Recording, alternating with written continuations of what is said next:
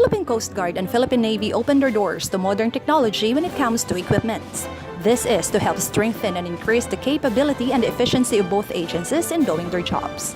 The Hoverstar Technologies Incorporated USA led the presentation of H2 and H3 equipments, known as H2 Aquajet Dive used for diving and H3 Rescue Jet used for search and rescue operations. The reason why we come to the Philippines is because you have a lot of water here. Basically, there's a need. And in talking to Kate, whose operations are going, and along with the Navy, working with you guys too, we want to help you do things easier, faster. According to the officials of Philippine Coast Guard and Navy Special Operations Group, it is very important to have these modern technologies to help their people claim their respective duties in saving lives. Actually, these are sophisticated equipment, and it is my vision that these equipments shall be procured by the Philippine Coast Guard. Actually, the H2 is a swimmer's propulsion unit. So we need that in hydrographic reconnaissance and underwater searching. Okay. And then it will help our diver in saving their energy to avoid them from overexhaustion. Okay. So yun ang mga diseases kasi na na-encounter ng isang diver when we are working underwater. H3 is also good for us. Kailangan namin yan kasi yung H3, when it comes to search and rescue operations, so we need that equipment. Okay. Kasi doon mo ipapatong yung victim and it will help us a lot. So with that, hindi na lalangoy yung mga rescuers natin. Well, actually, pretty amazing. Saka na-impress kami dun sa mga bagong produkto na ino-offer nila. Kasi when pag-uusapan yung mga diving equipment, yung nasa isip namin is yung mga conventional equipment like yung may tangke ka, tapos yung may breathing apparatus. Actually, yun yung naiisip namin. However, nung nag-start na mag-present yung natin, yung mga presenter, hindi ko akalain na yun pala yung mga ino-offer nila na product. So sabi ko, ni-imagine ko, kung magkakaroon kami ng ganitong product, tingin ko mas mapapataas yung namin, operational readiness ng unit namin, especially ng Special Operation Group ng Philippine Navy, which is DINABSO. These new and modern equipments were presented by the President and CEO of Hoverstar US, Mr. Lee Ricasa. According to him, their main goal is to help save people's lives and make a difference to the world.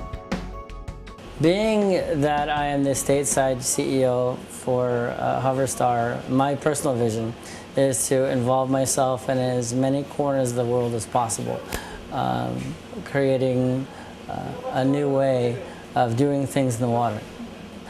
We also have devices outside of the water, but a large part of our line in our 911 rescue series has been dedicated to water-driven personnel. So my personal hope and my personal ambition for my company is that we're able to expand beyond the realms of a typical one-track kind of behavior. So, but also having a sophisticated enough product to reach out to those levels of people and still appeal to the general public, which the Hoverstar H2 and H3 have. The presentation ended up on an actual demonstration. The Philippine Coast Guard and the Navy was given the opportunity to have a grasp of how H2 Aquajet works in the water.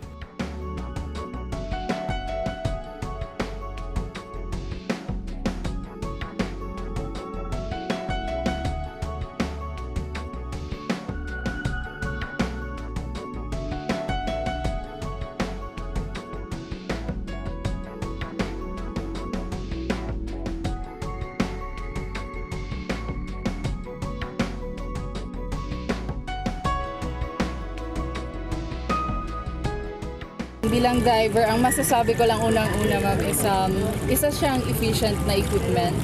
Kasi nga ang sabi ko din, bilang isang diver, since hindi natin natural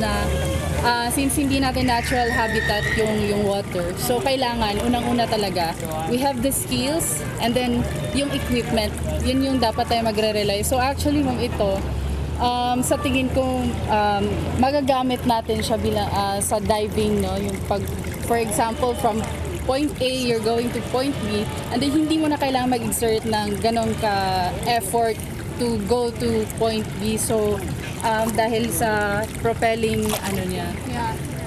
So, yes, ma'am. Do you think kailangan ng Coast Guard? Yes, ma'am, definitely. Kailangan siya ng Coast Guard. There's nothing like it. There's nothing on the market that we've seen like it that is as affordable or as amenable as this one, meaning most products that have this type of feature are typically designated for military-only use or for professional use only. This is the first product that we've seen that our company developed from the engineering standpoint, from the design standpoint, for all persons considering really a 16 and over is what we say, but having brought it to the Coast Guard and seeing the rainbow of opportunities and its applications, we discovered that this is more of a flexible device for anyone. And Coast Guard is taking advantage of that. Before the demo was given in the Philippine Coast Guard headquarters in Manila, Philippine Coast Guard in Tagbilaran, Bohol first tried the H2 Aquajet. For the PCG personnel in Tagbilaran, the experience they had with these modern technologies awakened their interest as divers. It's a 3-gear assembly. On its right side, if you look at the bottom of the H2, you have a gear trigger here. While your hand's engaged on the H2, 1, 2, and 3, and throttles. So you notice it's very convenient for your hands. You don't have to move any.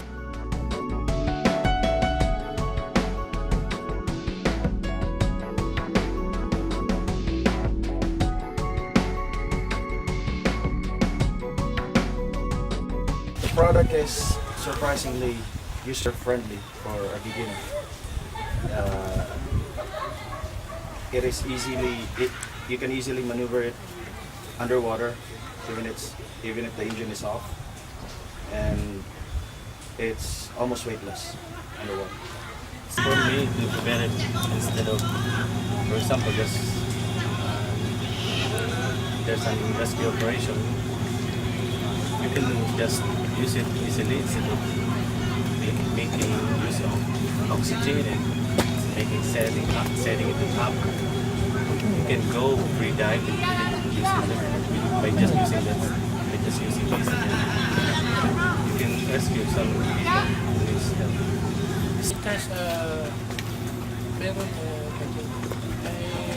Because meron you can control naman sa mga yung magamit ng roller, Yeah. Knowing these technologies from Hoverstar, leadership of Philippine Coast Guard and Philippine Navy is hoping that through their newly approved annual budget for 2018, they can procure such equipments for their respective agencies. Do you think it is really possible for you to acquire all this, considering the fact that you have your budget with you? Yes, of course. Okay.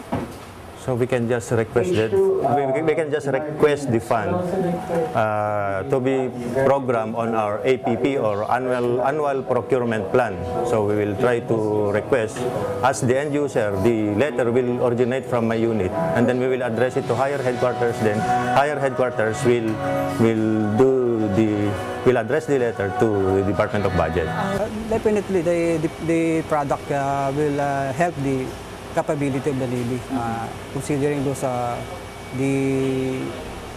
the specs that the product can offer. So I believe that it can increase the effectivity and efficiency of the Philippine Navy. Jinky Baticados, IBC 13, Philippines.